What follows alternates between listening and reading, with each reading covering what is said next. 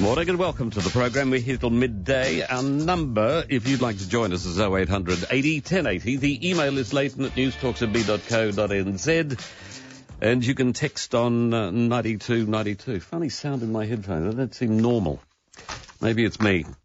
The list this morning, if I had one, would be enormously long. Enormously long. And it's a bit of an issue as to where to start, simply because the choice is so great. Grant Robertson's U-turn. Is the man a hypocrite? Well, I'll read you an email in just a moment that suggests a couple of things. GST on foreign imported goods. Too hard. Think of the fuss that was made about that. Then you've got the electricity inquiry that's going to be. By the way, yesterday there was a story across the Tasman. The high prices for electricity, and they're through the roof in Australia. Seriously. Very largely because a couple of states, Victoria and South Australia, are devoting everything to renewables, and they're not working well enough, nowhere near it. But the high prices across the Tasman are there to stay, was the headline that I saw. Anyway, the inquiry that the government is going to have here into electricity and pricing, because the prices are high. Why have an inquiry? This is just another inquiry. We have to have a conversation about this. We have to have a talk about it. That's the dead set response to just about everything. We have to have a discussion. Talk, inquiry, whatever. So we have another one. Is there anybody left in this country who is capable of doing it? And what I mean by that is there's so many of them going on, there's nobody left to sit on the inquiry board. In fact, we're so short of people in this country to do jobs that the building of the Park Hyatt down at the Wynyard Quarter in Auckland is so short of skilled labour, they're importing 200 Chinese to do it. You know, tilers and this and that and whatever, because there aren't enough. So the labour market is really stuffed. You've got Grant Robertson's U-turn on public debt. This is a fascinating story. This morning, here's the commentary from the person who sent me this particular email. I already had the story, but I just pulled this off as we were coming to air. Grant Robertson's U-turn on public debt hints at deeper concerns about markets. That was a line in the article. We have an incompetent finance minister who has not a clue about what his portfolio is all about, according to the author of this email. Especially read the segment in blue and red, which is very difficult for me because I only print in black and whites. Saves ink. I'm always concerned about the bottom line. We have an incompetent finance minister who has not a clue about his portfolio. I could not believe this is. I'm quoting here an email for those of you who are taking notes in the beehive. I could not believe what I was reading this morning. How about calling up Hamish Rutherford? The previous national government are to be commended for the handling of our finances and economy. 7%. And now less. Winston Peters is responsible for putting Grant Robertson in charge of our finances. How can he look at himself in the mirror every day with great pleasure? Is the answer. If you're unaware of this story, here's the actual piece. It's a stuff piece. Out of nowhere, Finance Minister Grant Robertson has made a significant U-turn, reversing what seemed to be a core Labor position. After years of criticising National for a significant growth in Crown debt to more than $60 billion over the last decade, Robertson now seems to think the state of public debt is the best thing about the New Zealand economy. Those of you involved in the I've now forgotten what it's called because I haven't had an email for so long, but the anti-foreign invasion, keep New Zealand small. Peter. I'd be interested in your response to this.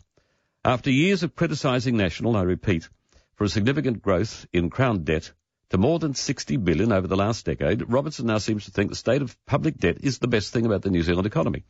As the share market turmoil in the United States spread around the world, Robertson said in an interview that he had real confidence in New Zealand's economic fundamentals.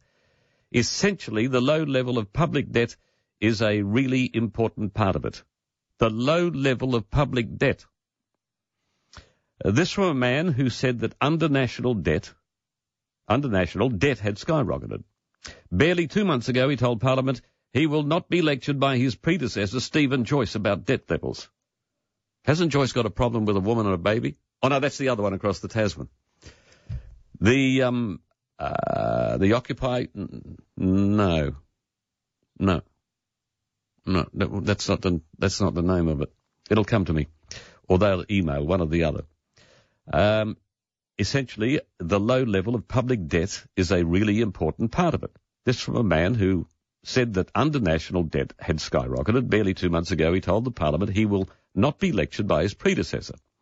Finance Minister Grant Robertson has repeatedly mocked National on its record of public debt, but now says debt levels are one of New Zealand's key economic strengths. If there is anyone in this House who needs to take responsibility for debt levels, it's that member, he said of Joyce, which presumably now means he is in awe of his arch rival. As comical as it is for Robertson to now say public debt is low, it was a curious thing to name as a key economic fundamental. Why did not Robertson point to a record of producing high-quality commodities, or our appeal as a safe and exciting destination for tourists?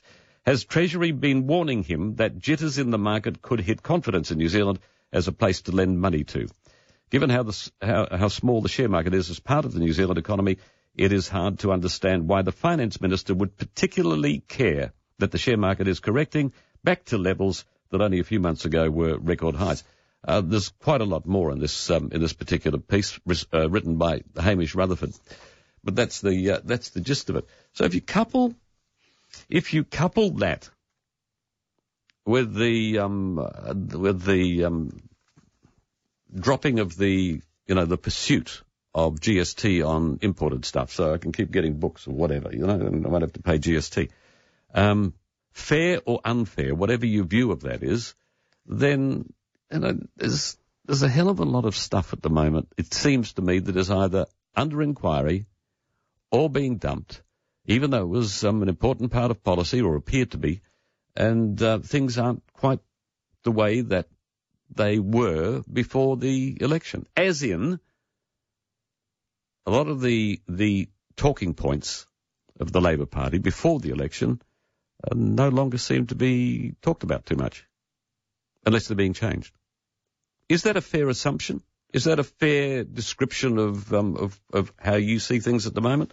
Or is that just being too critical and you still have to give them a little more honeymoon because the Prime Minister's pregnant? Just asking. Just asking.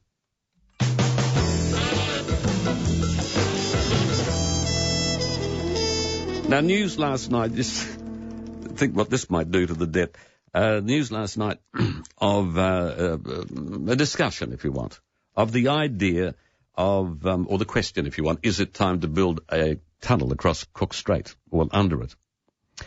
The vision for a possible fixed link between Picton and Wellington ferry terminals with different levels for road and rail.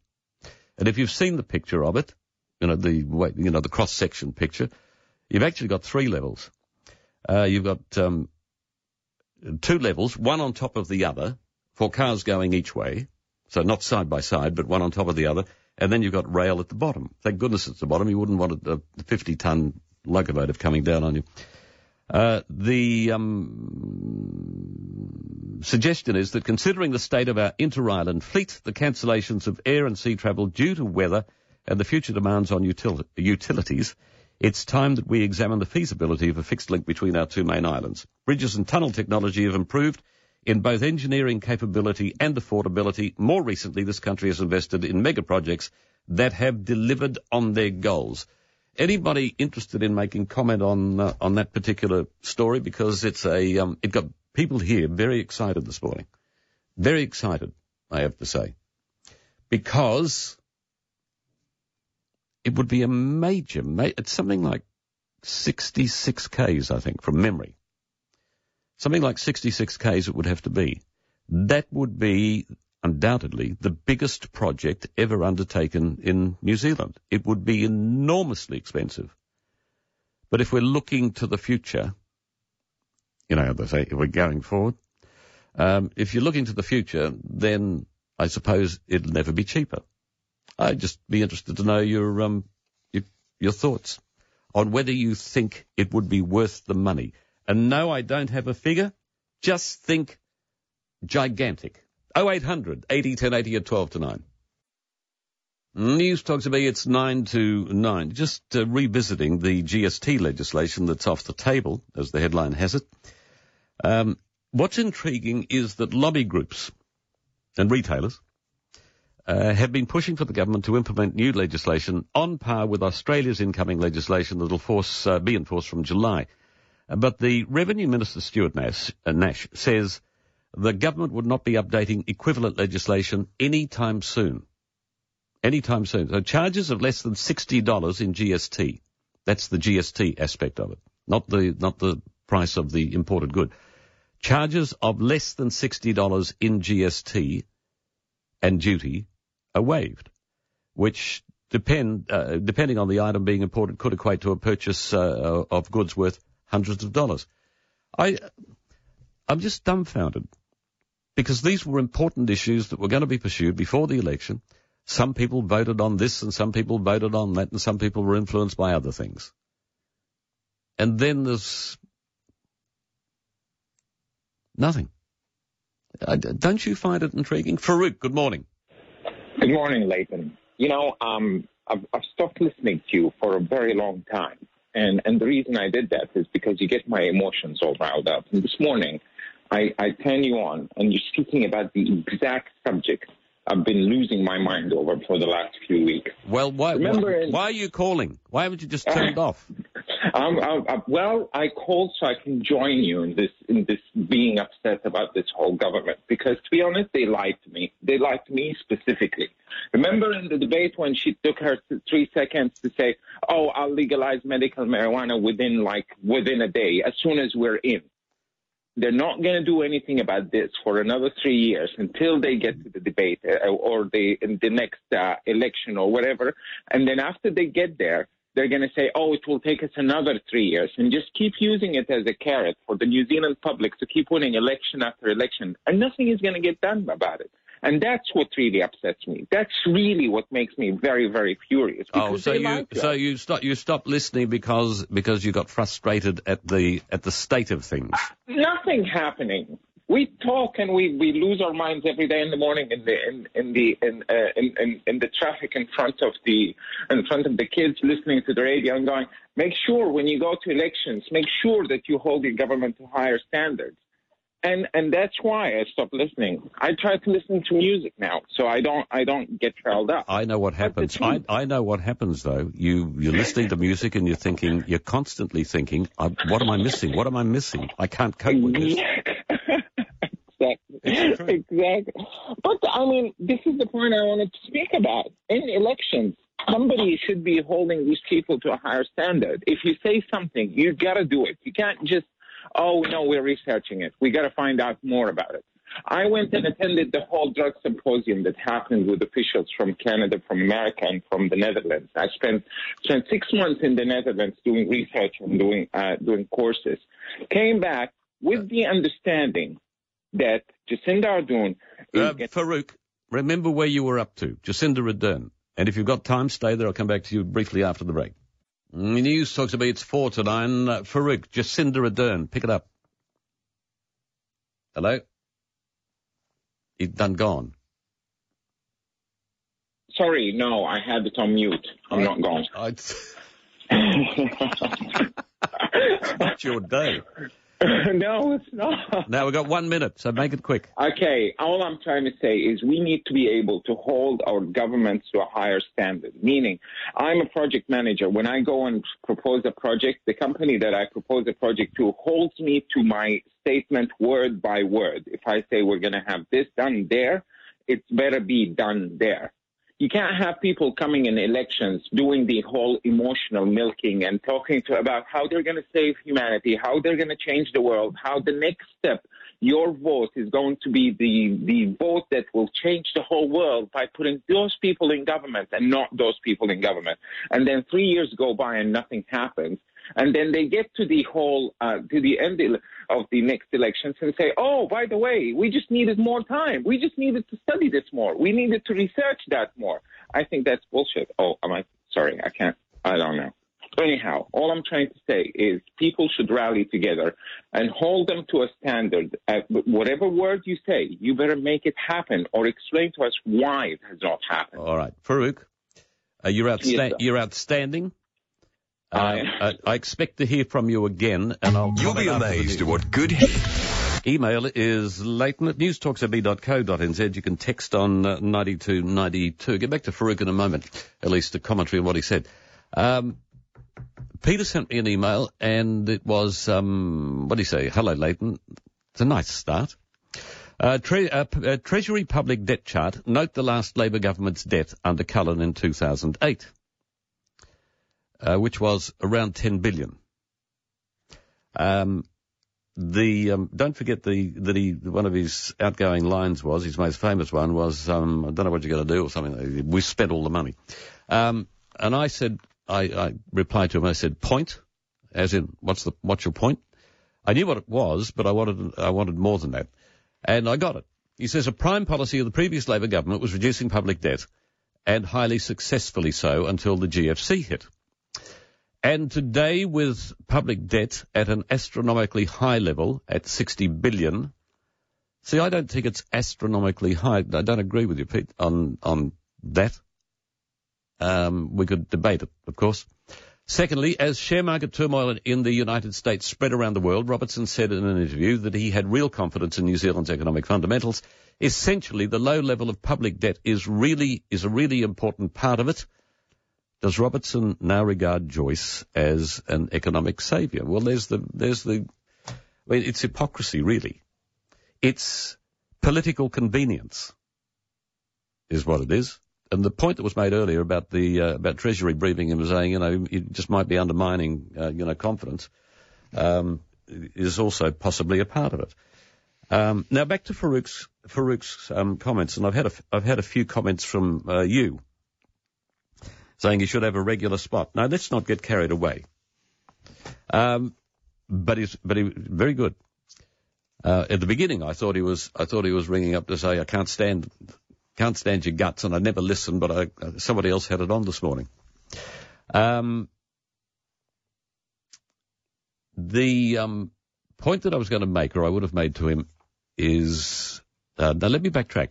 He was talking about the voter, you, us, en masse, getting conned by politicians and getting sucked in all the time. Go back to 2005. I mean, it's not the first occasion, it's just the most recent one, and it was a massive one. Got sucked in and bought off. And it's happened since. And in a sense, it happened in this last election, sort of. But not nearly as bad. But the point being that we go to elections as a country, and quite often, if politicians are in a buying mood, that's what happens. And they proffer lollies, and there's a certain number of people who are prepared to suck on them. And that number of people is increasing. It will have increased since this last election. Why? Because they've been bought off. As more and more people fall into welfare mode of some sort, well, they don't think of it as welfare. They think of it as other things. Child support, this, that, and the other. As people get more on the attached to the public tit or teat, you can't wean them off. That's why the key government never changed anything with regard to student loans or with regard to working for families. Why? Because there are people who are now ensconced in that syndrome, and they would be very upset and offended if any political party or any government removed them from it or removed it from them. And so we expand it. And so the present government's expanding it. And so there will be more people who will be dependent on it and won't want to give it up. So it'll be harder to eject them from the seat of power. Now, part of the reason for that, I believe, and have for a long time, is the dumbing down of the population. As well as that, and America is the best example of this, although Europe's catching up fast, I think, is the importation of so many immigrants who are of a lesser education system. They come to a country, including New Zealand, and they immediately go on different forms of government benefit, or certainly an advantage over what they came from. And so naturally they're in the market for, when they get to vote eventually, they're in the market for more. And so the base continues to increase. And I just think that the education system is achieving the same thing. And I could give you 2 or 3 examples, but I won't because I'm at it all the time. And some people say enough. Numbers 0800 80 1080, email Leighton at newstalks@b.co.nz, text 9292. Now back to the tunnel. There is a reject of the tunnel idea for 2 reasons.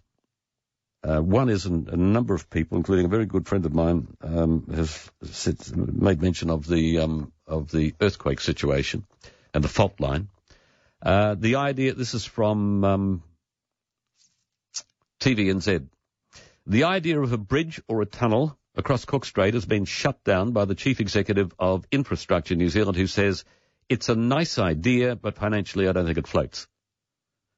Note the irony of language. I don't think it floats. It would help those who don't like ferries, but Stephen Selwood of Infrastructure NZ doesn't think it'll happen in our lifetime. The idea was recently mooted in an article by Stuff, who pitched the project to several ministers and was met with mixed reaction. Transport Minister Phil Twyford claimed it was the first he has ever heard of a bridge or a tunnel running across the stretch of water, and said due to the rough conditions a bridge would be ruled out. National's transport spokesperson Judith Collins labelled the idea hugely ambitious and audacious.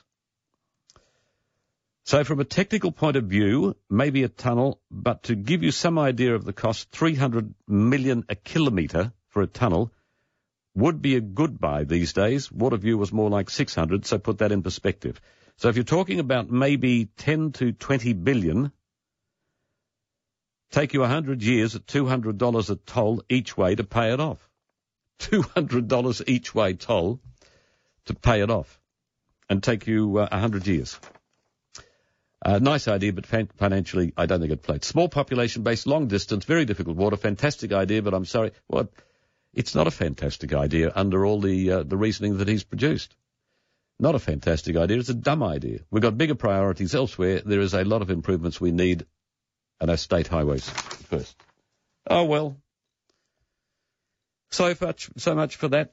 Let's move on. News Talks have been 9:19. Kevin, morning. Hello, Leighton. How are you? I'm very good, Kevin. Did I catch you on the run? I was just vacuuming, sorry. Yeah. Listen, that tunnel... Dear, maybe you could give a few clues to Clark. Well, is he vacuuming? Well, he's got to be. Listen, that tunnel, I mean, if something goes wrong, like a fire or an earthquake, it'll be a monstrous disruption. And it'll be a lot of land power and capital. And, I mean, if we can have a team New Zealand flash boat and beat everybody, surely we can come up with a ferry or something that's a bit better than what we have now. Come up with a what? A ferry. You know, a boat. Oh, a ferry. Yeah. And, I mean, the ferry is part of the experience of being in New Zealand. Yes, especially when it's rough and you're throwing up. Well, we could... Well, it's just a bit of excitement, isn't it? Having been seasick severely, I'd stop a long way short of excitement. Anyway, well, I get your point. On a nice day, a cruise across is... I've only ever done it once, but on a nice day, it's a lovely event. Yeah. And, I mean, a couple of extra ferries, you know, that would be... Is he saying that intentionally? How do you mean? Don't worry. What was that, with a couple of extra ferries? Yeah, boats, ships. Maybe one dedicated to cargo and one dedicated to passengers. No, I don't think that would be a good idea. I'll tell you why. Because you can't put passengers in the hold, and you've always got to have a hold on a ship. So you'd be doubling your costs, really. Anyway, that's it. Kevin, it was a nice idea, and I'm sure that everyone agrees with you that on a nice day, trip across Cook Strait is a lovely thing to do. Nothing else to do on a Sunday afternoon when it's beautiful. Get the ferry. It is. I appreciate the call. It is 9:22. The Seacan Tunnel in Japan, writes Mike, is remarkably similar to the depths found in Cook Strait. The depth of water is 140 metres, and the tunnel is 100 metres below the seabed. 100 metres below the seabed. The tunnel is rail only and took 17 years to complete with the might of the Japanese industry behind it. I would consider a completion date of 100 years from commencement to be realistic in New Zealand with our history of completing major projects. No, we've been doing reasonably well on coming in under, I think, on a couple of occasions, haven't we? On major projects. However, this one would be so fraught with possible problems and instances of issues that you might be right. I would have thought, and I don't know whether I'm right or wrong, but I would have thought that they would be, no, maybe I'm wrong. I was thinking of the tunnel sitting on the ocean floor, on the seabed, sitting on it.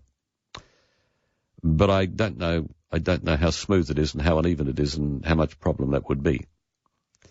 But you imagine coring out a tunnel 66 k's long in those circumstances.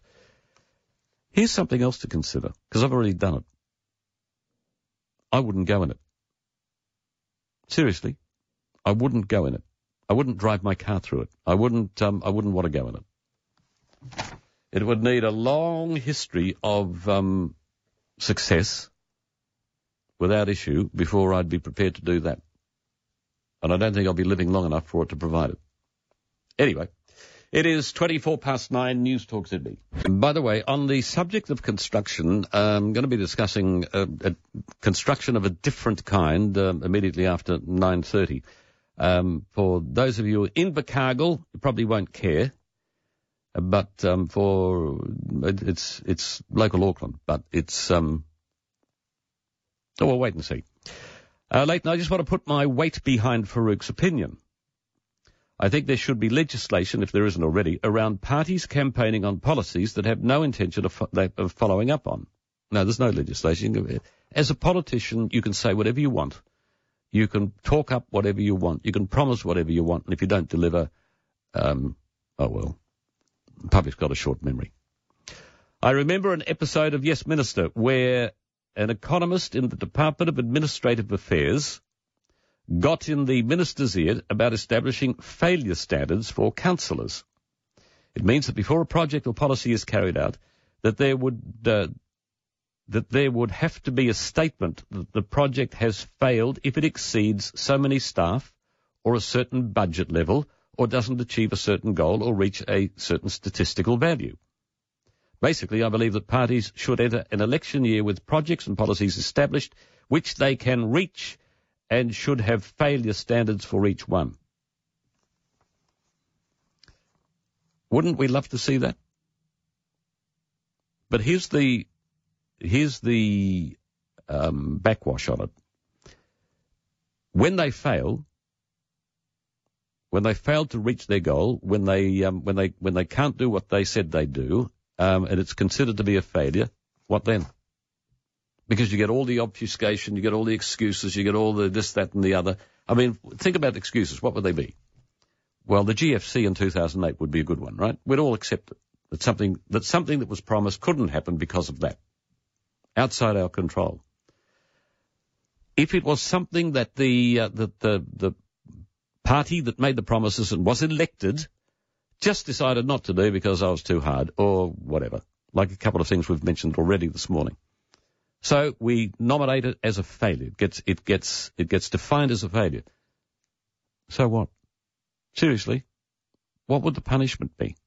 Because you can't, there's no point in that if you haven't got some sort of, recourse of rectification. Back up to the Me Too story, if you wouldn't mind. I missed the beginning of it, and it's very timely for me. Celebrity chef Nigella Lawson says the true test of the Me Too movement will be how it changes the attitudes of the younger generations. Mm-hmm. Wonder what she had in mind. All right. Thank you. Appreciate it. It is 27 to 10, News Talk ZB. Now today is the last day of trading for 277 in Newmarket. 277 has been there for a long time. It's been a big part of a lot of people's lives. When it first opened, it was massively magic because it was new. It didn't. It was the best thing south of the bridge, best thing north of the bridge for that matter too. It was the preeminent shopping centre in Auckland. Today is their last day of trading because they're making massive changes. They've been at it for a while, and Newmarket's a bit of a mess. Anne Gibson, a property editor of the New Zealand Herald. Good morning. Hey, Leighton, how you going? Well, there's been not a lot of commentary on what's going on, has there? That's really funny you should say that, because Scentre Group owns Westfield 277, the Westfield Newmarket, and they've been saying for many months, we will share our vision for the new centre when we're ready. And they've said that on their website, they've said that to the media, so they haven't released any details. But what is fortunate is that we do already know quite a lot about it, because, of course, the other retailers have been blabbering to us about what's going on. Yeah. And about a year ago, they said to us, they were pretty cognizant of what was occurring, and they knew what was about to happen. So today's the last day of trading. What happens next? Well, that's right. Tomorrow, everything will be shut. There have been sales there for quite a long time. What happens next is Newmarket loses hundreds of car parks. So originally, in that when 277 was up and rolling, they had 1,244 car parks. Yeah, so those car parks go. And so there were 112 retailers in there. They'll be all gone. The Countdown supermarket shut a little while ago. What happens is that becomes one massive construction site. So they've got two blocks. Scentre Group owns 309 Broadway, which is the old Farmers site where the Levine Extreme used to be, as well as 277 Broadway, be their own New Zealand headquarters in an office above the mall. So that all shuts down, becomes locked off. But the office tower stays open, I believe. Ah, does it? Well, news to me. Okay. All right. Well, so what they do is they've got all the back of the 277 onto Gillies Ave, and that's where they'll be developing cinemas and new retail areas, but as well, across the road, they'll build an air bridge across Mortimer Pass, and they'll build a very significant retail offering there. And I've written in the last year or two that David Jones, the Australian retailer, is expected to open on that 309 Broadway site, and that would be the first time they've come to Auckland, if that's the case, although they have taken over the old Concordian Staines building in Wellington. They're trading from there. Yeah, well, things aren't going terribly well for them at the moment in Australia. No. So after lots of false starts over a lengthy period of time, it now seems that they're going to be coming, but I still have reservations. I just do, based on past expectations. Well, that's right. I mean, we don't know if they're coming or not. You're right to have reservations. It could be another.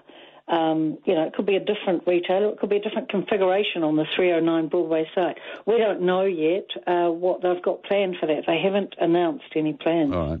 So is it true they're going to make an announcement tomorrow?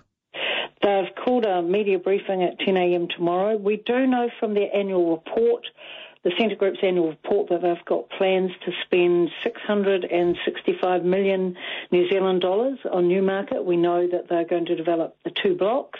We know there's going to be an air bridge over the top because the annual report shows an artist's impression of how that's going to look. And they're going to change that area. I mean, that area in Auckland, there's a $9 billion annual retail spend in the wider area. In that specific area, $5.6 billion. It's the wealthiest area of New Zealand. I mean, why not put a big mall there? Exactly. I've got some information. I've been briefed, I suppose would be an appropriate word, but not officially, with regard to the new part. And by the sound of it, the restaurants, the eating there is going to be pretty sensational. We went to Chadstone. The New Zealand Property Council every couple of years goes to Australia, and last September we went to the Chadstone Shopping Centre, the biggest regional shopping centre in Melbourne, which is a phenomenal place. And it was explained to us there by the owners, Guolo, about the change in retail offerings. So a lot of people say, hey, the mall is dying. That's not true at all. What malls are doing is they're changing significantly. They're aiming to extend the length of time you spend there with cinema offerings, with entertainment, with indoor-outdoor sort of alfresco dining and beautiful landscaping and plants and waterfalls and, you know, really significant. These places are very pleasant places to be. They make them really nice. They want the millions of shoppers to come in the door every year. Well, they've been, as everybody knows, they've been denied a lot of shoppers because of Sylvia Park, and that's been there for a few years now, and that's blazing ahead. Does this give some sort of lie to any suggestion about the demise of retail? Oh, well, absolutely. And Sylvia Park that you mentioned, Kiwi Property, have done a phenomenal job. They're building, I don't know if anyone's noticed, they're building a big office tower at Sylvia Park. Sylvia Park, all the car parking area, the flat area that you park in at the moment, that'll become big, tall buildings. There'll be apartments. It's got a railway station beside it, you know. Well, it's had that right from the get-go. But Anne, here's the problem. I travel the Southern Motorway a lot. And I won't be for much longer, but I travel the Southern Motorway a lot. And the exits, Mount Wellington Highway exits to get to Sylvia Park, both north and south, never cease to amaze me, particularly on the weekends or a public holiday, with the cars queued waiting to get off. Oh, yeah, and hard to get a car park. That's why at Sylvia Park they're building, I think, more than 1,000 new car parks. Yeah, but that's only going to make it worse for the traffic trying to get there. That's the thing. And don't forget, Leighton, they're going to put a department store on the first level. I mean, they want to make it worse. They want more people to come there. But don't forget as well that they have a master plan for Sylvia Park, which is they have a phrase. Mall developers have this phrase. It's something like work, stay, play, live. So the whole community in itself becomes, you know, you get a whole lot of people in there with apartments, with offices. So you can get a train there. You don't have to take the motorway off-ramp. And don't forget that motorway off-ramp was paid for by Kiwi Property. They had to pay for a new motorway off-ramp to get to Sylvia Park. Yeah. They've done a huge favour. And don't forget Commercial Bay with more than 100 shops being developed there by Precinct Properties, Scott Pritchard, you know, that massive thing. Just quickly, is that on target? Fletcher's have got an announcement out this morning, haven't they? They're building it. They've got it out. Commercial Bay will open, I think it's next year, and they'll have more than 100 shops, a very significant dining offering, and, you know, it's a 39-level tower. Phenomenal. Yeah, all right. I better go because I've got obligations, but I appreciate it. But it's still all happening in this country, or at least around the country. Appreciate it, Anne. Thank you. Thanks, Lee. It is... what I should have asked her, but I didn't have time. 12 to 10, News Talks would be. News Talks would be 9 to 10. I didn't have time. In fact, I'll tell you what, we rang Anne back to see if she had a couple more minutes, but she had very pressing obligations. What I should have, or would have liked to have, would have been to raise the matter of the 200 Chinese workers coming in for the Park Hyatt. Because there's not enough skilled labour. Not enough skilled labour. Now, you can take this one of two ways. You can say that this is depriving New Zealanders of jobs. Some people will still argue that, but it appears not to be. That's not the problem. The problem is that we've got too much work and not enough people to do it.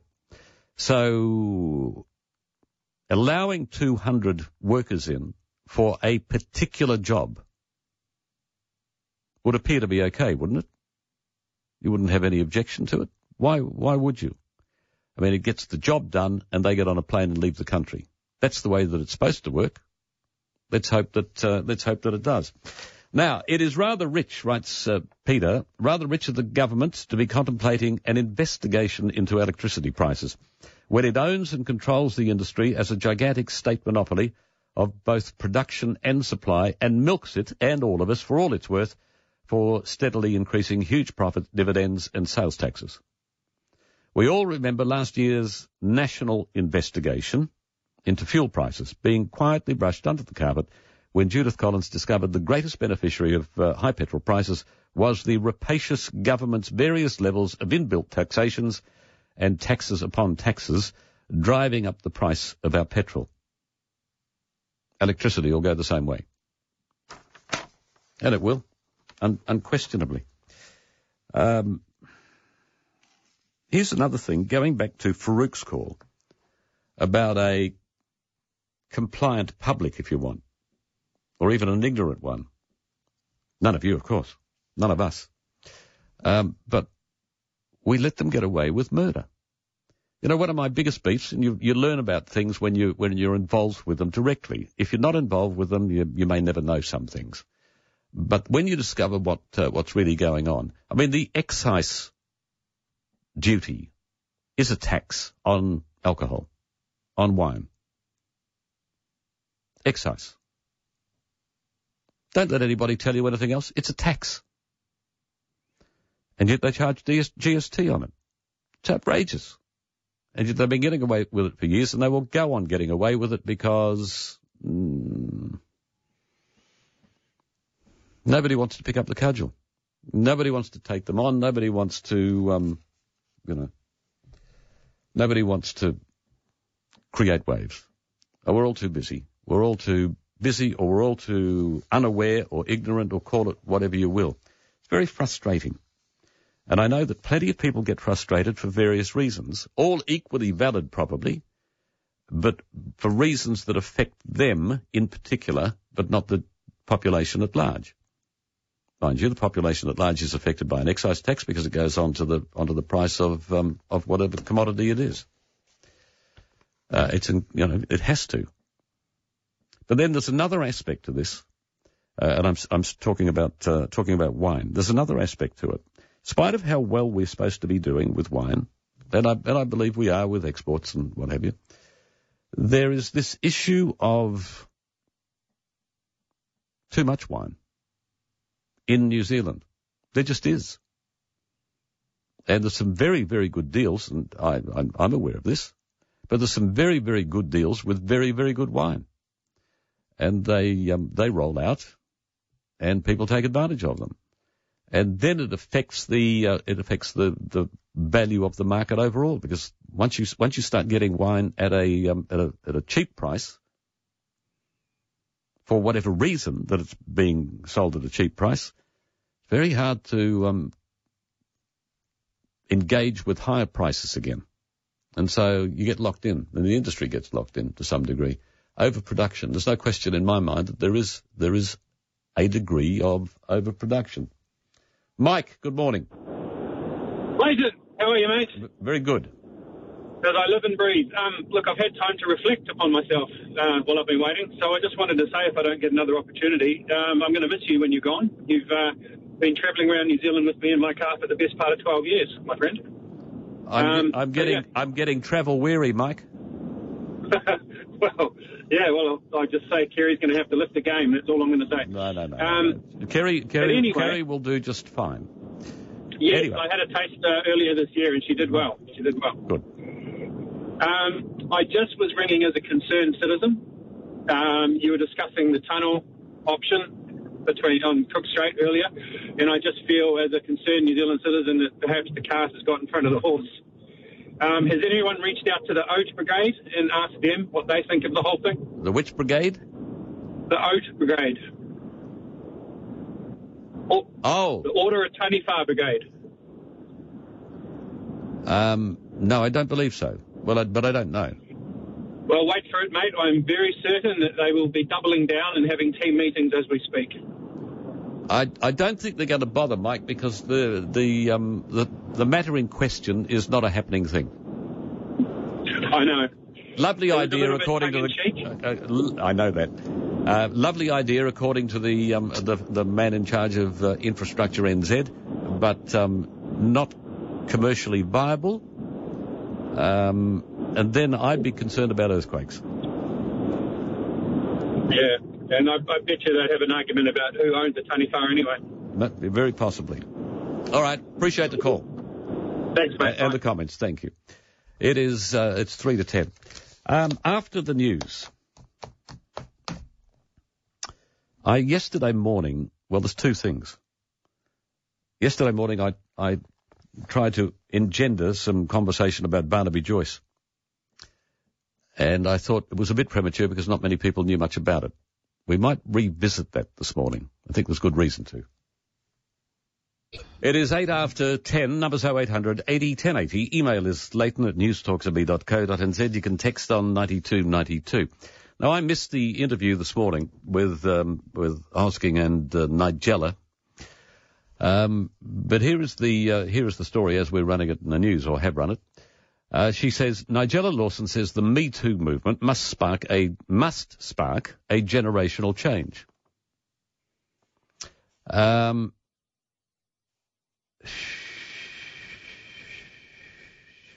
Lawson says the Me Too movement is an important turning point for the empowerment of women.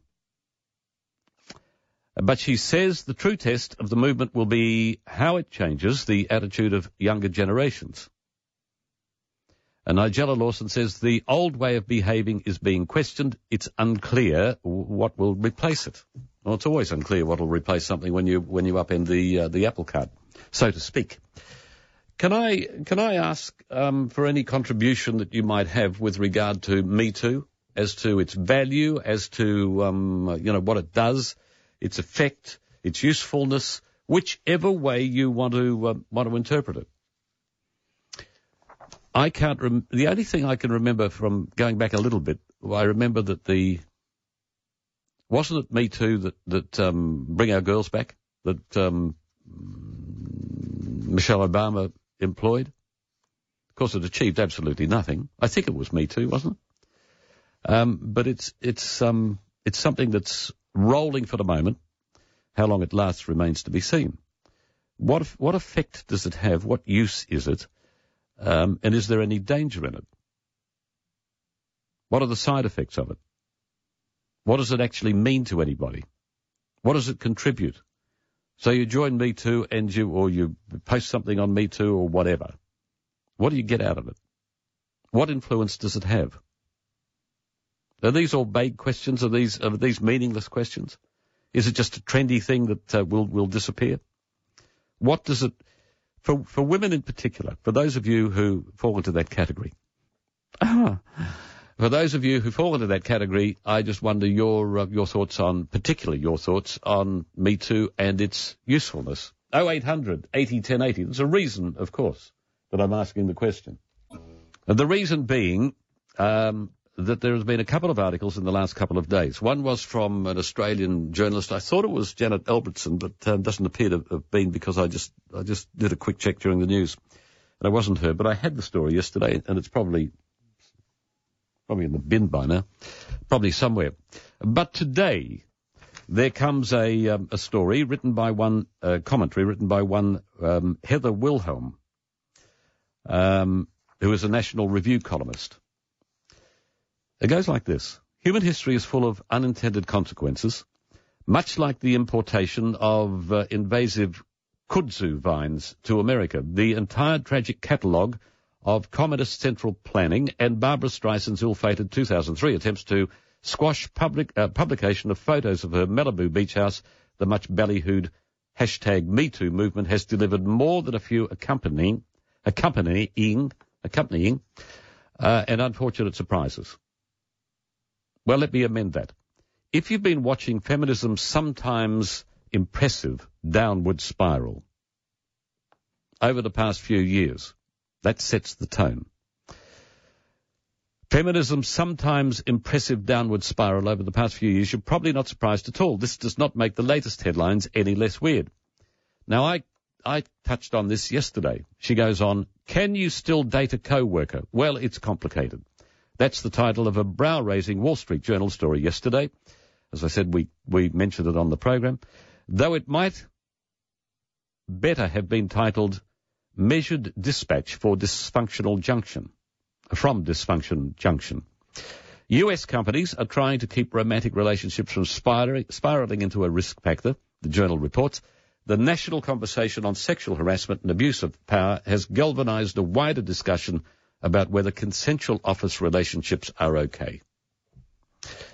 Now, as a reminder, we're talking about consensual relationships between grown adults in a free country. People who can brush their own teeth, floss if they're feeling ambitious, legally operate large motorized vehicles, and maybe even decide whom they're going to date. But unfortunately, we're also talking about the awkward consequences of a feminist movement that seems increasingly based on fear, loathing, and spurts of wild-eyed, all-caps Twitter yelling. All caps being uppercase. Speaking of social media, how's the dating climate at Facebook and Google, supposed beacons of empowerment and bold progressive cultural change? Employees are only allowed to ask co-workers out once, the journal reports. If they're turned down, they don't get to ask again. Ambiguous answers such as I'm busy or I can't that night count as no, according to Facebook's global head of employment law. But what if you really are busy? What if you actually can't count that night, but would like to do it another time, but you forgot to add that part, or simply want to be asked again? What if you are a rare devotee of the slightly crazed 1990s dating handbook, The Rules? I'm unaware of it, but apparently there's a book called The Rules about dating in the 90s. And you refuse to accept a Saturday night date after a Wednesday? What if you would like to present a sense of mystery? That's the bit I was thinking about, actually. Or are slightly undecided. What if your impressions of the asker change over time? What if you date people only after they've proved their persistence by standing outside your window passionately lofting an old... What if you only date people only after they've proved their persistence by standing outside your window passionately lofting an old-school boombox playing In Your Eyes by John Cusack? Get the picture? Let's face it, this is all kind of weird. In this worldview, which developed long before #MeToo, everything must be spelled out, contract-like, business-like, and brisk. There's no room for error or nuance. The stakes are far too dangerous and high. Moreover, for those most deeply entrenched in the current movement, the previous paragraph might sound wildly problematic. How dare one presume that a woman might be on the fence, or that she might actually be a normal, well-functioning adult who can somehow avoid spiraling into mute terror over a second date request? How can we possibly expect an adult to personally judge when behaviour crosses a line? Let me stop there. What gets me about all of this is, and Nigella Lawson touched on it, it depends how she said, depends how the next generation or the current generation responds to it. Well, the current generation are the precious ones, the ones known as snowflakes, amongst other things, being pandied to by the education system, particularly at university level. I would like to think less so in this country than across the Tasman or in the United States or England or anywhere else, but probably not. People who can't cope with challenge, can't cope with a challenging thought, can't cope with anyone that might have a different opinion to the one that they think is sacrosanct. And then they move into the real world, and they have to be taken care of. Grown women cannot make decisions for themselves. I find it disgusting, appalling, that we've reached this particular point. Now the question is, why is it so? And I know the answer, at least I've got an opinion on it. It's a pretty good idea, and I've expressed it more than once. Comes from the fact that Well, it comes from the fact, really, if I backtrack a little from what I was about to say, to what this author says with regard to the spiralling downward of the feminist movement. Not happy with having achieved their goals, they went, the next generation had to go somewhere else, different direction. And this is where it's brought them. I've had a guts full of the Me Too hashtag thing. I pay no attention to it these days. When I hear it, I just tune out. Don't care. And why is it that we've got a generation of women now who... Now, let me again backtrack. It was another woman, and I like these women because they're the women with real influence and power. They have assumed it themselves. That, I can't remember who it was, but one of them wrote recently, everybody knows that when you're in Hollywood, there is a price to pay. It's up to you whether you want to pay it. And that's not an excuse for Harvey Weinstein. That guy should be locked up forever, based on what he's been accused of and apparently is guilty of. But why did it take so long? Why did women, and some of them very famous, know what he was up to, but said nothing. Until now. It is 21 after 10. George, morning. Good morning, Leighton. This register of sexual harassment, applying your hypothesis on legislative creep, how long before the men's names will be recorded on that register where there's an allegation of sexual harassment? I wouldn't be surprised if it was right from the beginning. No, that's my thoughts as well. What's the point? The creep part of it is you're absolutely spot on, though. If it's not from the beginning, it will be at some stage. What's the point in having it if you're exactly. if you're I mean this will be the argument. What's the point in having it if you all it does is give us stats but doesn't protect people? See, what concerns me in all of this and all of your white thing movement is allegation. This word allegation. Whatever happened to the rule of law? Explain. Where you can be convicted on allegations. People do not have, of course, this is the great feminist thing. You do not have to substantiate your claims. You simply have to make the allegation. Well, it's not just feminist. It's political correctness. This aspect of it is a branch of political correctness. Yeah. That's the great umbrella. So what really concerns me is you simply have to make the allegation, and the person who's it's alleged is summarily convicted on the allegation alone. That's what really concerns me. I think, actually, I've just remembered another aspect of this, and thank you for reminding me, and I'm going to make a note of it so that I don't forget and put a circle around it. Another aspect of this that is worthy of airing, and I'll do it shortly. Appreciate the call, George. Thank you. Okay, thanks, Leighton. I was going to say 11:25. It's coming up 10:25. News Talk ZB. News Talk ZB 27 past 10. Virginia, good morning. Oh, good morning, Leighton. Look, just very, very quickly, I just wanted to say about the allegations thing. I don't know whether this was the other aspect that you might be going to bring up, but I have to go on to work, and that is the family court. That is where this is rife, and feminism is and feminist regime is rife as well, where these protection orders are just gained on allegation with absolutely no evidence at all, and it's happening all the time. And in fact, allegations, not just allegations, just plain lies. Just plain lies, and the judges will believe them. So much so that, I'm back involved with my son, and they have that, in the sense that I'm supporting him at the moment in the family court, and he is completely innocent of all these things of some of the things that they've tried to say. It's just all been based on lies. But so I'm supporting him and his son, if you like. Well, and, I can't comment on your case, but I'm familiar with a couple of others at the moment that or recent cases where one's current actually. Where it's just outrageous. It is absolutely outrageous. and what's happened in our case is that my son had his son just stripped from him on the basis of his allegations and of just trumped up stuff, and now he's fighting to get him back, and I think we will prevail because as far as my son's concerned, the truth will prevail. But we've also had to ditch another lawyer who sort of suggested to us that everyone purges themselves in the family court. That's how it is. And it's like, well, my son said no. And that was their excuse, the lawyer's excuse for what?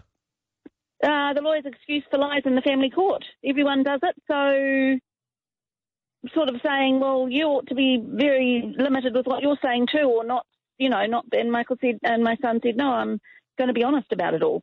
So we've ditched her, good and proper, but I wasn't, it was pretty horrendous, and I think she had her heart in the right place, but I think that's just what she's working with. That is what it's like. So you become part of the, if I can borrow the word, you become part of the swamp by what you consider as necessity. Absolutely, and so much so is it that we pray that we get a female judge each time, and we did the last 2 times because they can see through other women, but the male judges seem afraid to make a judgment against a woman. That's they just won't. They'll just always believe, and this has happened with in our case for the past 10 years. It's how it started. It's how it all started. All right. So anyway, good. And also I was the lady that offered to help that other lady to get a job some time ago last year. Mm-hmm. And I said I'd help her with her CV. Yes. Anyway, and she's now working with us. With you? Yes. All right. Fabulous. In our company. Yes. There you go. Fabulous. Good on you. Thank you. Thank you, Bye. Virginia. Bye. News talks about 29 past 10. It's 27 to 11. Bob, I'm interested in what you said is going on in Gisborne. If you can get, I'll follow up, actually. But he picks up Me Too is taking the idiot male we see being belittled on TV and in the movies and turning him into an enemy male, then wrapping the blanket over all males. What it does show is females are more likely to let other females get molested than open their mouths to warn their sisters.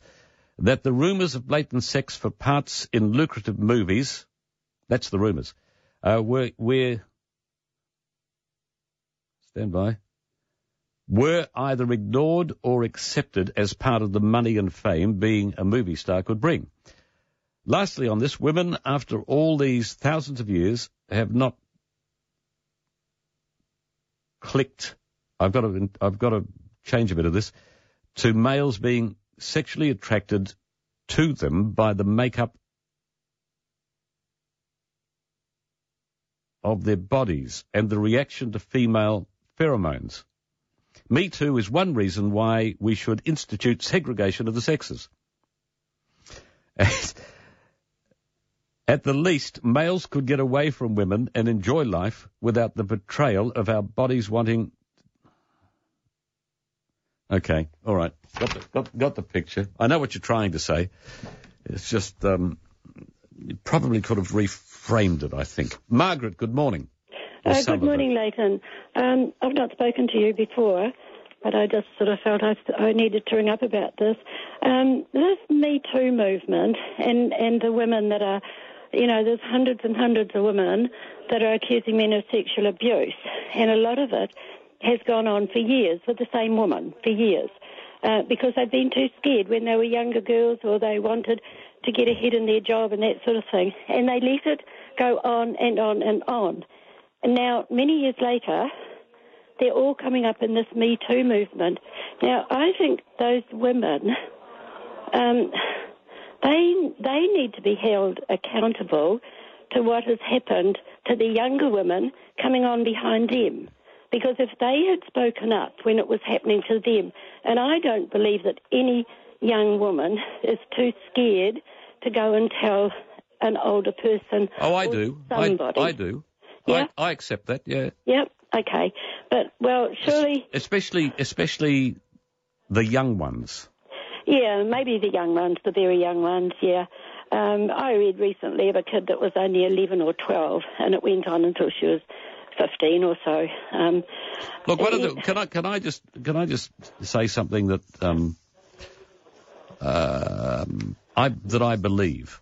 Yep. I believe that one of the issues that is a problem today is the changing of the meaning of the word rape.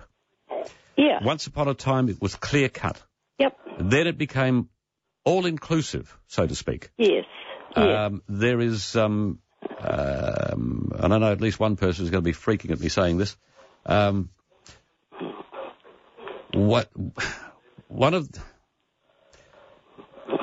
When you behave in a manner that is to some degree complicit in what takes place, yes, or contributory, yep, you cannot. Well, it confuses the whole syndrome. Yeah, it dirties the water, so to speak. When the definition of rape was exactly that, a definitive thing. Yep. And we all know what I mean. Yeah, we do. Then anyone found guilty of that should be dealt with severely. Yes, absolutely. I'm old enough to understand what you're saying there. Yeah. Along those same lines, when me and my friends were younger, something came up a while back about walking past the building sites and being wolf whistled at, and it's being now the girls are treating that as that's almost a sexual. They don't like it. Well, when I was young, we'd walk past the building sites, get wolf whistled at. We'd walk around the block and go past again because it was a compliment. There was nothing wrong about that. It was just young guys being young guys, and they weren't threatening us at all. But it just makes.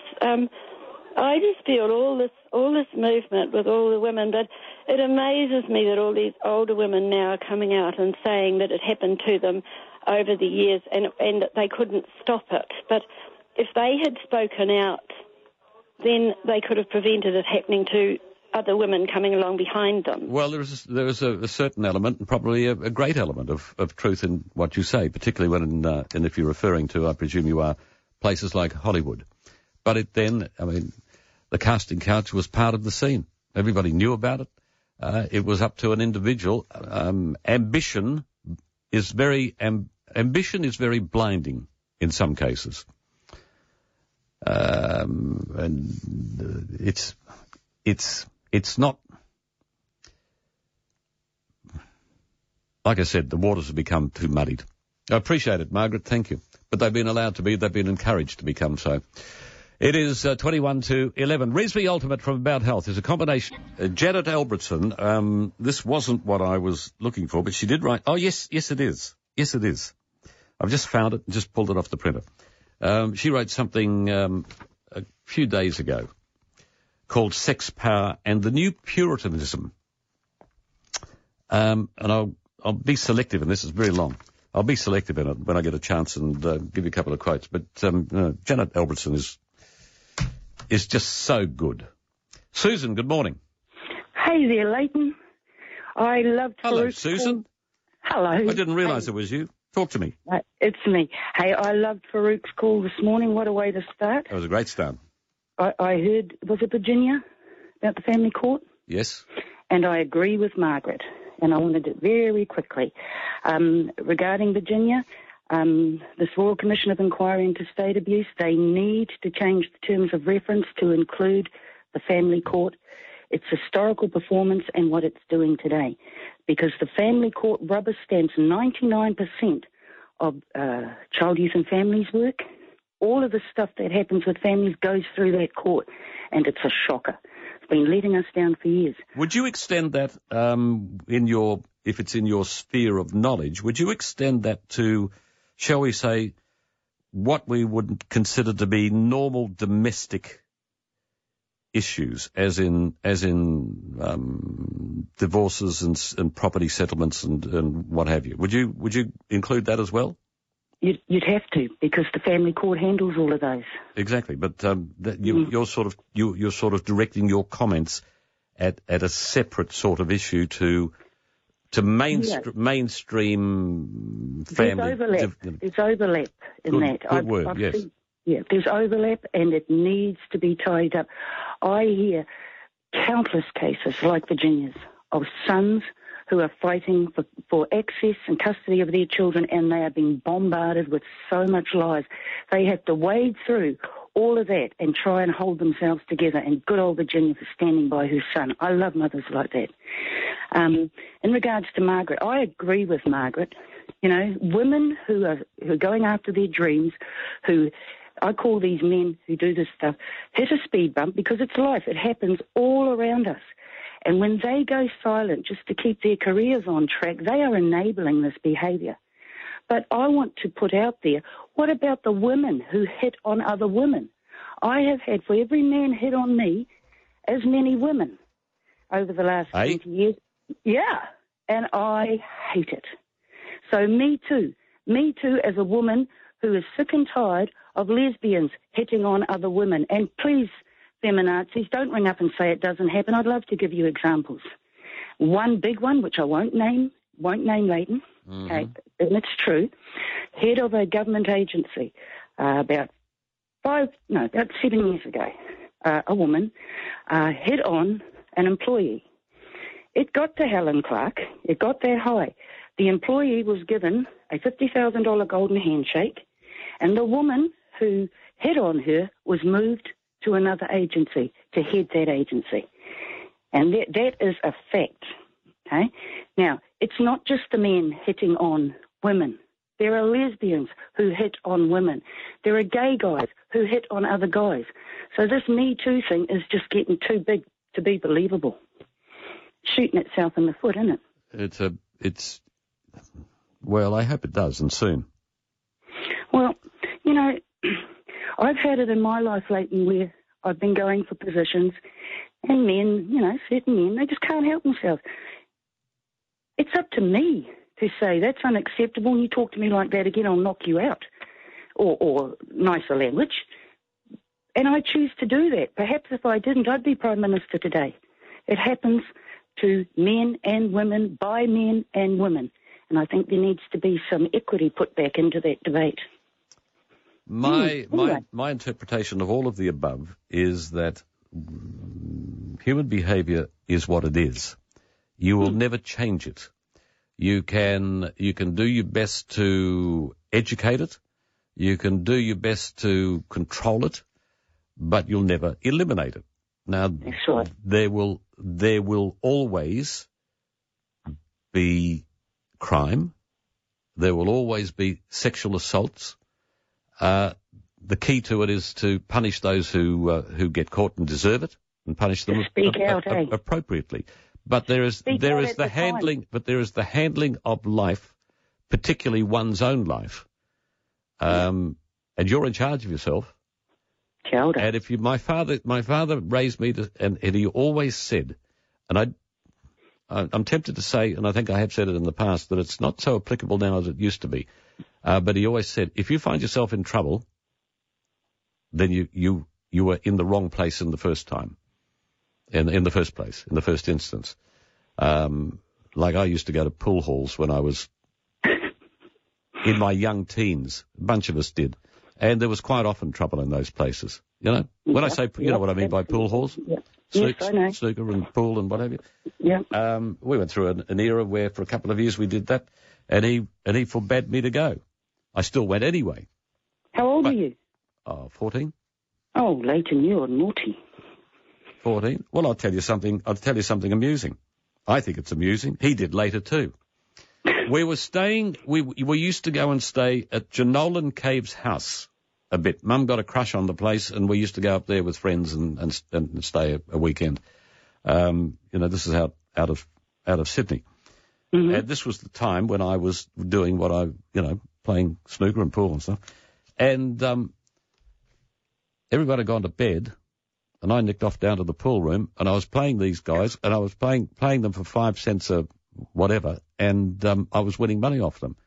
And Dad walked in, took one look at me, grabbed me by the arm, and frog marched me out of the place.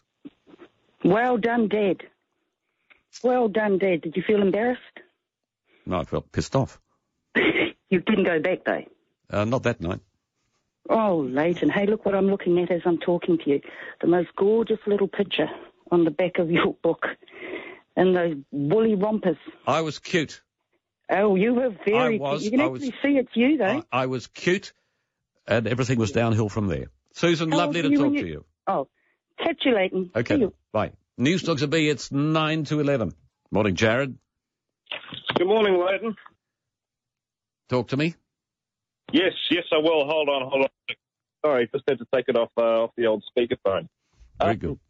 Yeah, morning. Look, a few comments on this whole Me Too thing. I've been absolutely nodding in agreement all morning about this. I'm pretty sick of it myself. I think it's really. I read an article about over in the States.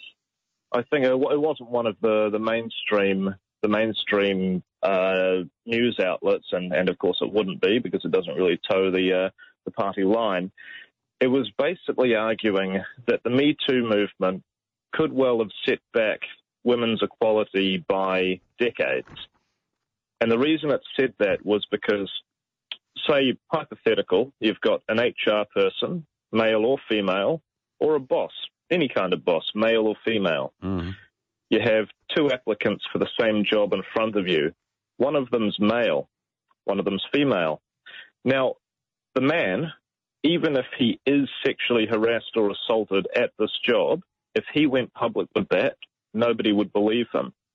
With the female, if she lies about it, or if it happens and she makes a big fuss, she could bring down the business and bring down you.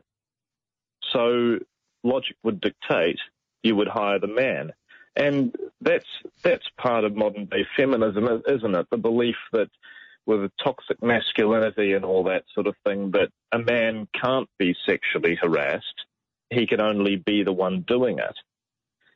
And that's the thing. It was basically saying that it will erase so many opportunities because people will eventually. Listen. Yep.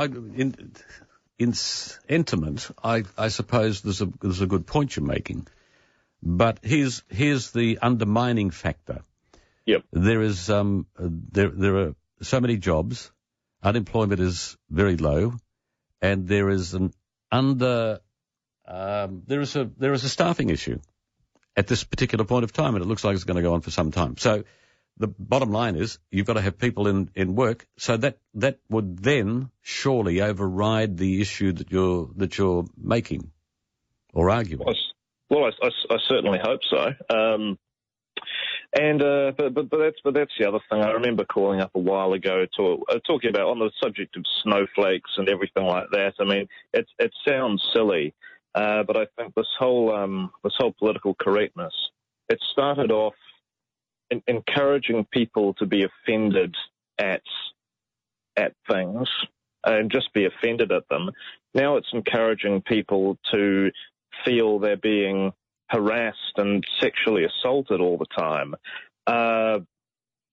Basically, the way I see it, if a young girl is going to go through the 7 stages of grief and all manner of degrees of sadness because she was catcalled by a builder or, I don't know, had her bottom pinched by somebody at work. If these young girls are going to grow up and the media encourages them to feel they're being harassed, well, that's going to create some mental health issues, isn't it? The answer is possibly. Without commenting on that, I think bottom line is if someone's going around pinching anybody on the backside, doesn't matter what sex it is doing it and what sex it is receiving it. It's certainly in the workplace, it's out of place completely, utterly and totally. But these are rules of engagement that should be just social structure, part of social structure. It is 7 after 11. Email is Leighton at newstalksaB.co.nz and you can text on 9292. As a mother, this is to do with Me Too. As a mother and grandmother, I query how Me Too helps women and society as a whole, and certainly does not promote women from my perspective. I cannot understand why women have given away so much power and seem to have lost their voice. What happened to them? Sexual abuse or sexual harassment seems to mean anything and from my perspective, marginalises those women who have been raped.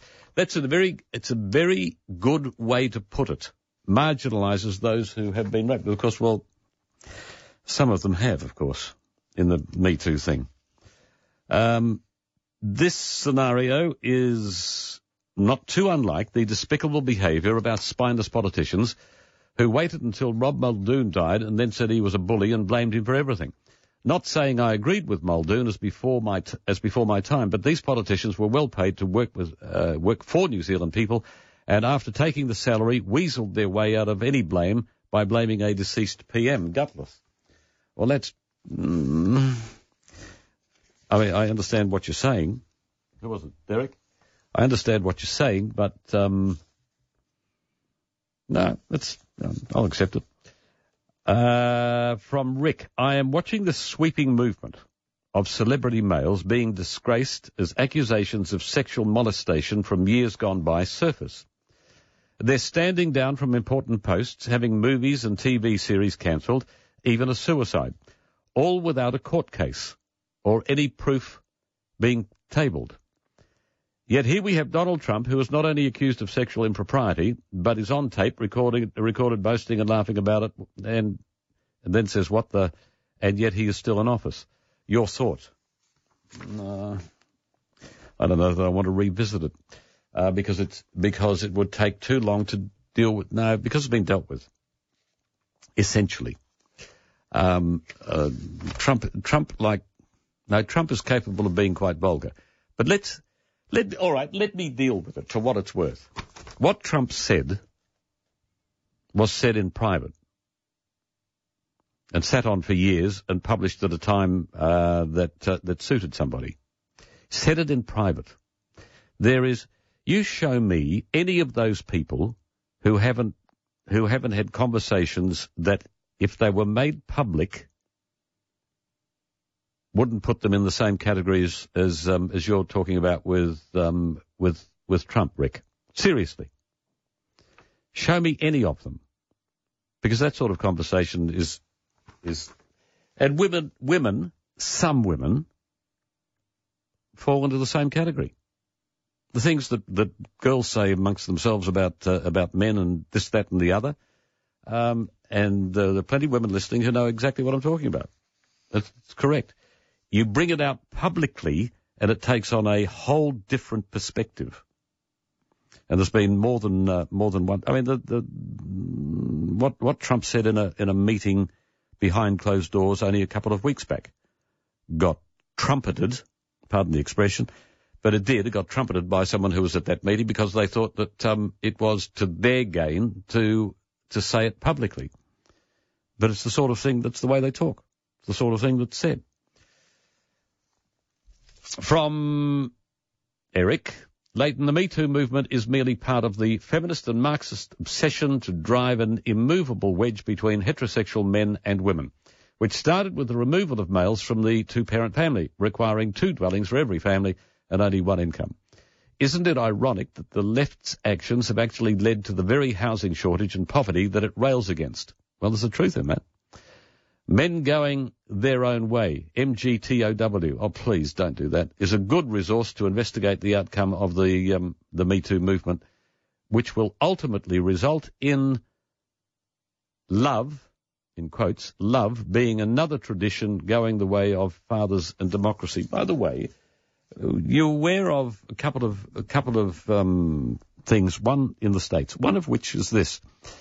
In some schools, and I think this did get a bit of exposure here, didn't it? Some schools have father and daughter dances.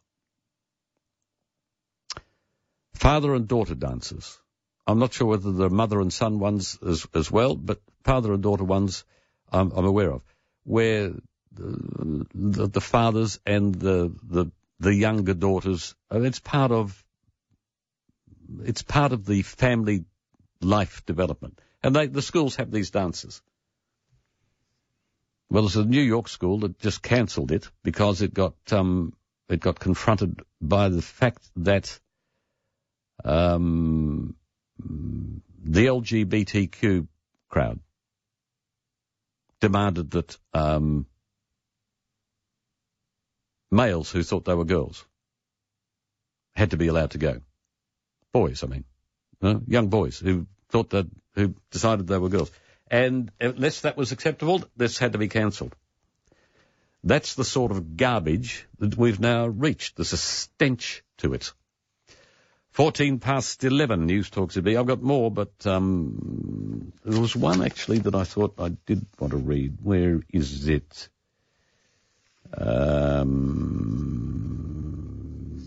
No, can't spot it immediately, but this will do.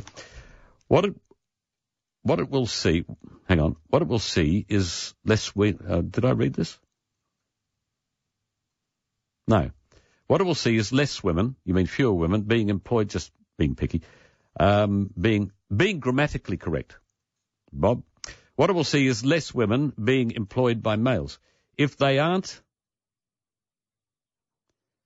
there, they can't be sexually harassed. They aren't a workplace romance. And you don't have to pay for them to take time off for childbirth and bonding. In reality, a win-win for males and one hell of a hit for females who don't deserve to be blacklisted. Instead of walking in and taking over women will have to build their own companies to be board members of. And your last bit is so outdated I can't believe it. At least by current standards anyway. 11:15, News Talk ZB. I want to quote you just a little bit of the Janet Albertson article after the break. Change of mind. If you wanted to read Janet Albertson's piece, it's called Sex, Power and the New Puritanism. Now, it's from The Australian and it's behind a paywall, but by now it should be out and available if you Google it. Sex, Power and the New Puritanism, Janet Albertson. You'll have to spell it. But spell it like it sounds with a CH and you'll get there. So back to the article by Heather Wilhelm in National Review. At the conclusion, she says, referring to something she's just described that I won't go into. It's strangely Victorian. It's also pretty darn anti-feminist as far as I can see. Strangely, modern feminism seems to have shifted our cultural focus from supposed empowerment and choice to treating people like not-so-resourceful children. Well, never mind. We're rolling and the consequences aren't pretty. As National Review's Kylie Smith wrote recently in the New York Post, or Kyle Smith, major companies are now cutting back on men and women travelling together for business. Many state legislators in Florida will no longer meet in private with female lobbyists and staffers, with some requesting chaperones. Those sober adult guides formerly reserved for school dances and field trips. Meanwhile, the Wall Street Journal tells us corporations across America are drawing a hard line in the sand when it comes to employee relationships. The assumption is that grown adults can't do it themselves.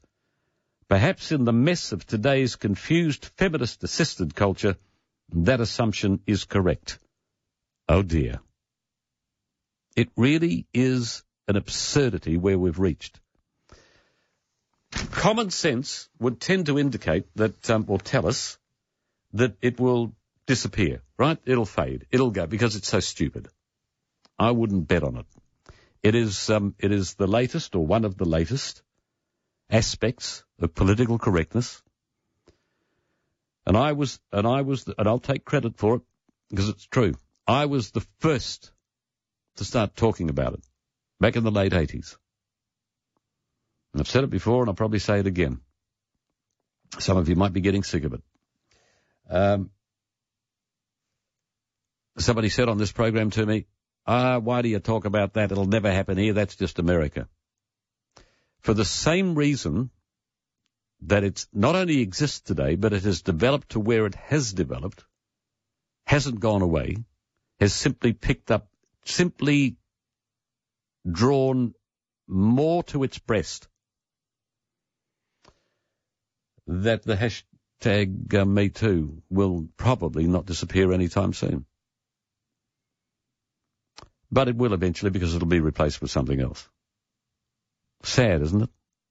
That's the point that we've reached where those, and this is one thing that Janet Albertson did write about the differences between the first stage of feminists, the second, and then As the new order picks up the baton from the old, boom, off we go. First-wave feminists differed from second-wave feminists, who differ from the next and the current crop of women who have taken up the mantle. Between and within the generations, there were and still are disputes, and sex and sexuality have always kick-started the big feminist quarrels. She then goes on to give lots of examples. So, I mean, that's where we're at. But we are the ones, really, who let it happen because there's not enough pushback. That's why the universities are, and the education system is exploiting it, getting away with it, and turning out snowflakes who can't handle life, can't cope with it. And I think that I'm probably wasting my breath talking about it on this program to you because most of you by far know that what I'm saying is correct and you agree with it. What a waste of space, eh? 23 past 11, News Talk ZB. There is another matter that I know that many are interested in, and that is the memo and the Trump and the whole American political shenanigans. Funnily enough, yesterday morning I said at the beginning of the program I mentioned it. I said we'll pick it up later, and I didn't do it because I immediately started getting calls from you wanting to talk about Trump, and by the time we sort of got a little way down the track, I thought that's enough and I'll leave the rest. Funnily enough, I had to listen to somebody else, not in this country, doing exactly what I was going to do on my drive home. So I want to touch on it because it's current and it's developing and it's worthy of it. Numbers 0800 80 1080. Email is Leighton at newstalkzb.co.nz, and you can text on 9292. Margaret, good morning. Yeah, morning, Leighton. I've been sitting here listening, and I have a question. I'm very interested in your reply. I wonder what percentage of the population are here because their parents met at work. You wonder what percentage of the population are here because their parents never worked. I could interpret that. No, because their parents met at work. Oh, met at work, sorry. And that's what the whole discussion is about, isn't it? Actually, well, it's I suppose it could be part of the discussion, yes. And I would think it would be a relatively high percentage. Absolutely. I think back on my own life, and I'm an older person. A lot of my friends met their husbands at work. That's usually the first place. I mean, in our day, it was parties or at work or maybe at a dance, but more often than not, they met at work. I never did. I didn't meet my husband at work. I only ever, in my dating years, actually went out with one guy that I worked with in London. But that's usually what's the big deal? The big deal is it's a different world now. Oh, no, it's gone AWOL. It's gone AWOL, yes. Gone mad. Yeah, I just kind of thought I'd put that to you because I bet if you started asking around, I don't know what age group you're in, but, I don't know how many times I've asked my family, where did you guys meet? Well, it'd be jolly interesting just to see what the outcome was. Indeed. That's what I really have to say later. Indeed. All right. I appreciate it, Margaret. It's a good question. It's a relevant question. There is a news headline that I'm looking at from the Herald, but I'm trying to work out what it is. Looks like it's Perpetual Guardian. Yes, Perpetual Guardian. Listen to this. Monday to Friday has long been the typical workweek experience, but one New Zealand business is questioning whether this status quo should persist. In March, Perpetual Guardian, a firm which deals with wills and trust funds, will introduce a 4-day week for a period of 6 weeks across the business of over 200 staff in a bid to measure what impact this will have on productivity within the company. Workers' salaries will remain the same, and the length of the workday will not be increased over the course of the 6 weeks. Quote, we have seen cases where employees work longer hours for fewer days of the week or they earn 75% of their full-time salary. But this is not what we're doing, says Perpetual Guardian founder Andrew Barnes. Now, there is a subject worthy of discussion. It is 27 to 12. There's one aspect of that story that intrigues me. This obviously, well, I don't know how they're going to construct it, but this obviously is a business which they feel can operate 4 days a week. That means that, you think about it. You're doing business with somebody. You might want to do business or need to do business on a certain day, and you find that they're not open because they only do a 4-day week. So it has to be a sort of business, surely, where that's the way it can work, because there are not a lot of businesses that fall into that category. There are. The normal working week is 5 days. So most people are doing business across the 5 days of the week. Now, if you want to shut down for one day, you're going to upset people who need to make contact with you to do business on the day that you're not there. Unless, of course, there is some reason about Perpetual Guardian that, and I don't know, I've got no idea, that means that you can do that. I find it intriguing. Actually, quite intriguing. Just going back to earlier this morning, government, and this is right back when we were talking about the pre and post election, the pre-election verbiage versus the reality of the post-election government. The U-turns, watering down of policy promises and instigation of countless inquiries in government practice is the art of deceit.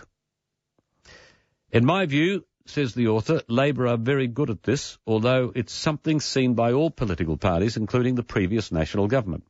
I can guarantee that Ms Ardern, Mr Robertson and all have no genuine intentions of sticking to the policies and pledges that they made to try and win votes at the election. Their efforts, energies and propaganda will all be exercised in one direction, that of deception and deceit. Their every move will be highly calculated to slowly shift the narrative, expectations and perceptions, thus to manipulate a new position on the political continuum sufficiently distanced from their promises. Why? Because they know they could never deliver them but once in power, they can put to work their massive army of spin doctors to readjust the entire political landscape. Inquiries are, of course, tools in that deceit. But the masterstroke has been the carefully calculated politicisation of Ms Ardern's unborn child and pregnancy. I can assure you that from the moment she announced the news, her spin doctors would have been measuring public reaction. Clearly, they have identified this subject has significant favour with focus groups because, I'll read it again.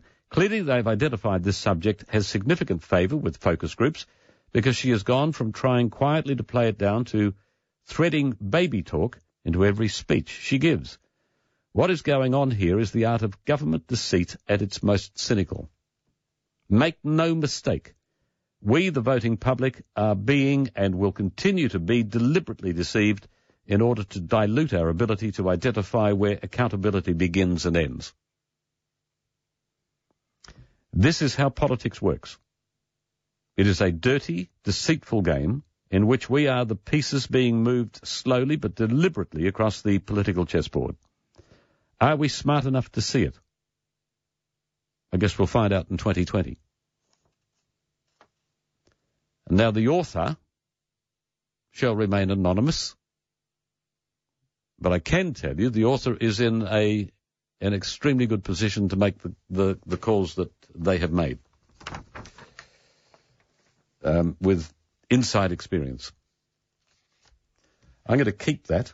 In fact, I'm going to put it there where I stand by. I'm not happy with that. In green pen, keep. There you go. That'll ensure absolutely nothing, but I'll do my best. It's 22 to 12. News Talks to me. Rusty, morning. Hi, morning to you, Leighton. Just picking up on your comment with regards to the 4-day working week. I think that, look, there's an easy solution to this. The staff really just needs to have flexi time. Some can work on the Friday and some on the Monday, for example, and so everyone still gets their 4-day working week. Just as simple as that, really. Well, I suppose you're right. I got the very distinct impression that maybe I just misinterpreted. Yeah. But you're probably right. So I got a note from somebody a moment ago that said, where's it gone? In the 1970s, the Queensland government had a great system, a rostered day off. You could nominate one work day a fortnight that you could have off. Fridays and Mondays were available, but for the sake of colleagues, you used them with discretion. This system was loved by all, furthermore avoided redundancies. Now, he's talking in past tense, so presumably it doesn't exist anymore. Yeah, I'm not sure what happened there. No, it sounds great. Now, it's all about productivity, and, if you're going to get people that's got a good work-life balance and they put 100% into those other 4 days, I think it's a result. It should work. Well, everyone will be watching it with great interest. Interest. Here's a question. This is a private company that's doing it. Right. How would that work if it was adopted by government organisations, both national government and, I mean, small and national, and local council? Yeah, look, the dynamics is very different there, of course. With a lot of the government departments, that services people, they'll probably be, there wouldn't be, enough staff really to cater for government things, I guess, in a way. Well, what I was aiming at, what I was thinking was, ask yourself this question: how would you feel? You're working a 5-day week. And you're paying for these people, and they're getting a 4-day week. I'd like that 4-day week, thank you. I'd try and I'd try and encourage it, and let them see that they really aren't losing out by having a 4-day work as long as the productivity is there. I think that's what it boils down to. Well, sometimes productivity is hard to measure, but if you were going to have a day off a week. You were working under this system. Would you rather have a long weekend, or would you rather have a Wednesday off, say? I'd prefer a long weekend. I think so. Yeah, I think that's the way. 4 days is not a long stretch. You can commit to it, but the long weekend is great. At least you can have that time and have more time with the family, in one trot, get away, do whatever you need to do, sort of thing. Well, I wonder if we're looking at the future. All right. Well, we'll watch the space. Thanks, mate. Thanks, Rusty. Good. Celia, morning. Good morning, Leighton. How are you? Very good, thank you. We tried a 4-day week, in fact, at 2 different workplaces. One of them, I think, was a carless day situation, and people had different carless days off, and you could not schedule a meeting at a decent hour because the people you need just weren't available. It was a nightmare having the meeting, then briefing them, then taking into account their requirements, and then changing everything. Mm-hmm. And the second place, it was kind of a rostered 4-day week, but it was more practice. So you normally get a Monday off or you normally get a Friday off, but people wanted flexibility. So sometimes they took off on a day that you were expecting them to be there. And it ended up that you spend so much time, because the work that I was doing required seeing people, you spend so much time rescheduling things and trying to track people down. It was impossible to get any decent productivity in the day. And we actually measure productivity in the work that I do, how productive people are in a day, solid working time. And it works out that in an 8-hour day, you get roughly 5.5 productive hours after you take into account lunchtime, tea breaks, communication, slowing down, and so on. So you don't end up having that productive a day anyway, and then to knock one of them off and then to add all this other time onto it, it just didn't work. And both places abandoned it. One, because Carlos Days was over, and the second place, it was just so hard to coordinate people. It just didn't work. Very interesting. Is there any reason that you can think of that things might be different now? If you could do video conferencing or things like that, but that takes a bit of setup on the company side. You know, everyone's got their laptops and stuff, they can do it, but it takes a bit of coordination to find a room somewhere where the people that can meet. So that might help. So some of the technology may help. But the other thing that was tricky was that when you rostered your day off, a lot of people chose it to go see the dentist and that kind of thing. Mm-hmm. But what they were finding out was that the people they needed to see weren't actually on their day off. So some of it defeated the purpose of taking those days off. So unless you have a universal working time, so someone was saying earlier they prefer a 3-day weekend, unless you're rostered always have Monday off, you're still going to lose some productivity because you're still coordinating the non-working people on the days the others are working. So I think it will work in some industries that maybe the individual is not as critical, you know, the actual person. Yep. But I think if you're the IT manager or if you're the human resource manager or you're a litigator, I mean, I just can't see how you have this whole layer of coordination because that actual person you need, who is not interchangeable with another person, is not available. All right. Interesting. Appreciate it, Celia. Thank you. Thanks. Have a good day. News Talks will be 9 to midday. 7 to midday News Talks will be now. The Mueller inquiry into Russian fiddling with the U.S. election. I've mentioned a couple of these things before, but I'm going to go and I'm going to utilise it much more than I'm about to do. The book License to Lie, Exposing Corruption in the Justice Department, or the Department of Justice, by one Sidney Powell. Sidney Powell is a woman, by the way, a highly qualified woman woman who was a prosecutor herself. And I could tell you a lot more, but I won't now because I don't want to waste the time. I want to quote you 2 quotes from the back of the book to show you how serious, how good and reliable this commentary is. The book was published, by the way, in 2013.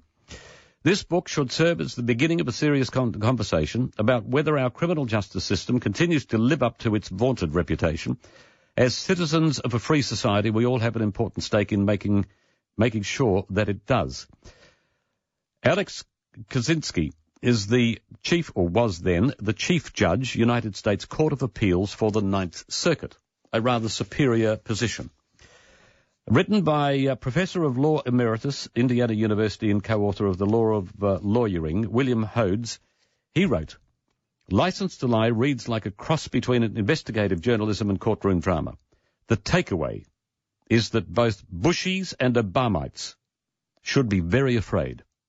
Over the last few years, a coterie of vicious and unethical prosecutors who are unfit to practice law has been harboured within and enabled by the now ironically named Department of Justice. Criticism that would be hard to beat. In this particular article, that was published last October, Sidney Powell, how long have I got? Good, not long. Sidney Powell says, I should have got onto it earlier, and I apologise because I know that some people wanted to hear it. She wrote that in April 1940, the revered Attorney General Robert Jackson assembled the United States attorneys. In remarks enshrined in the hearts of all good prosecutors, he said, the citizen's safety lies in the prosecutor who tempers zeal with human kindness, who seeks truth and not victims, who serves the law and not factional purposes, and who approaches his task with humility. Yet Mueller tapped a different sort of prosecutor to lead his investigation. his longtime friend and former counsel, Andrew Weissman. He is not just a tough prosecutor. Time after time, courts have reversed Weissman's most touted victories for his tactics. This is hardly the stuff of a hero in the law. Weissman, as deputy and later director of the Enron task force, destroyed the venerable accounting firm of Arthur Andersen and its 85,000 jobs worldwide, only to be reversed several years later by a unanimous Supreme Court. Next, Weissman creatively criminalised a business transaction between Merrill Lynch and Enron. 4 Merrill executives went to prison for as long as a year. Weissman's team made sure that they did not even get bail pending their appeals, even though the charges Weissman concocted, like those against Andersen, were literally unprecedented. Weissman's prosecution devastated the lives and families of the Merrill executives, causing enormous defence costs, unimaginable stress, and torturous prison time. The Fifth Circuit Court of Appeals reversed the mass of the case. That's the man who is Muller's right-hand man, and the way that this inquiry is being conducted. The guy should never be practising. The fact that he is a crime in itself. We'll go into that another day. Back in the morning at 8:30. Until then, you have a great day and take care. Thank you.